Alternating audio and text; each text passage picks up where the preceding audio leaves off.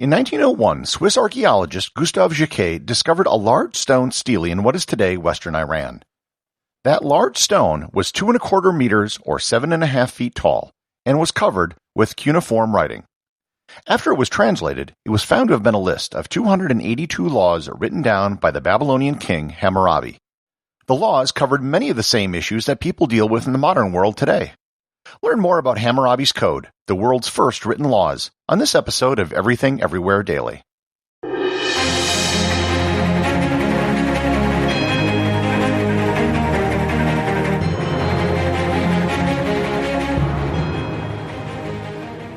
This episode is sponsored by Audible.com. My audiobook recommendation today is Babylon, Mesopotamia and the Birth of Civilization by Paul Krivacek. In Babylon, Paul Krivacek tells the story of Mesopotamia, from the earliest settlement 7,000 years ago to the eclipse of Babylon in the 6th century BCE. At the heart of this book is the story of Babylon, which rose to prominence under the king Hammurabi from about 1800 BCE. Even as Babylon's fortunes waxed and waned, it never lost the allure as the ancient world's greatest city. You can get a free 1-month trial to Audible and 2 free audiobooks by going to audibletrial.com/everythingeverywhere or by clicking on the link in the show notes. Hammurabi was the king of the Babylonian Empire from approximately 1792 to 1750 BCE. Just to put that into perspective, this was over 1,000 years before the city of Rome was even founded. As Babylonian emperors went, Hammurabi was pretty successful. When he rose to power, Babylon was still a relatively minor player in the region, and when he died, he had conquered most of Mesopotamia along both the Tigris and Euphrates rivers. The region was almost entirely in what is today modern Iraq. Like any good king, when Hammurabi wasn't conquering nearby kingdoms, he was passing laws and making sure that his kingdom ran smoothly and efficiently. It is believed that Hammurabi sent out scholars to the various kingdoms he conquered to collect the various laws of all their realms, and then collected them into a uniform code of laws for everyone. The result of this was the Code of Hammurabi, which is believed to be 282 laws regarding any number of different infractions, crimes, and disputes. The laws were inscribed on a stone and clay tablets and spread around the kingdom. The stele, which was found in 1901, is exceptionally well preserved. The object itself is a hard black stone known as diorite. It's shaped like a giant human finger. At the top is an image of Hammurabi receiving the laws from the Babylonian god Shamash. There is then a preface which states the following, quote, "Anu and Bel called me by name, Hammurabi, the exalted prince, who feared God, to bring about the rule of righteousness in the land, to destroy the wicked and evildoers, so that the strong should not harm the weak, so that I should rule over the black-headed people like Shamash, and enlighten the land to further the well-being of mankind." Unquote. About 600 years later, the stele was taken by the king of Elam, Shutruk-Nahunte.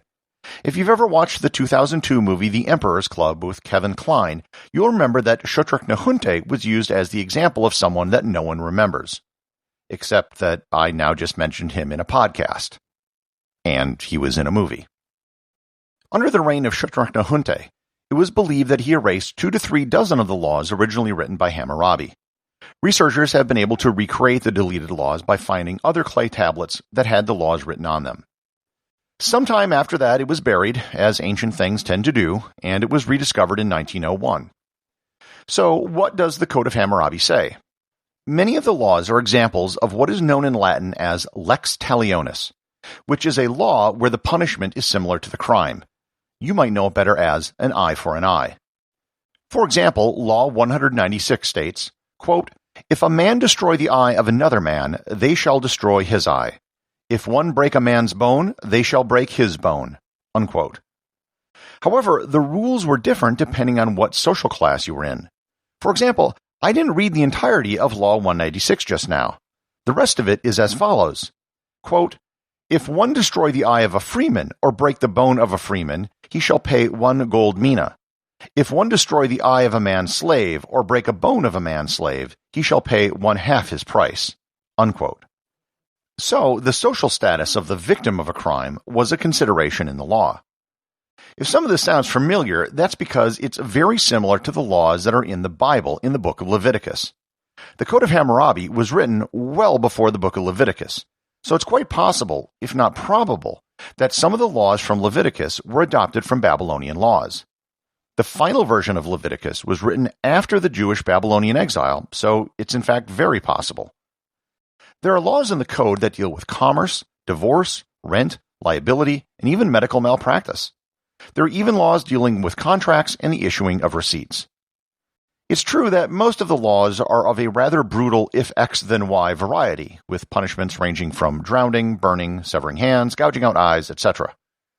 Most of these type of laws are no longer on the books in most countries, obviously. However, there are some surprisingly forward-thinking laws for something that was written down 3,700 years ago.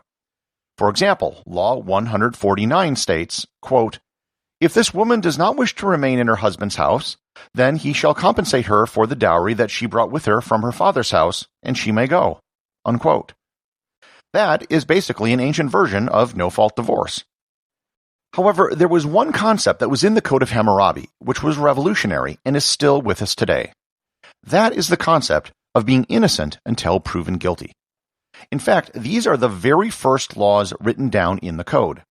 Here are the first 3 laws in the Code of Hammurabi. Quote, Law 1. If anyone ensnare another, putting a ban upon him, but he cannot prove it, then let he that ensnared him be put to death. Law 2.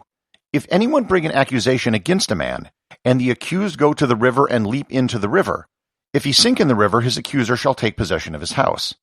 But if the river prove that the accused is not guilty, and he escape unhurt, then he who had brought the accusation shall be put to death, while he who leapt into the river shall take possession of the house that had belonged to his accuser.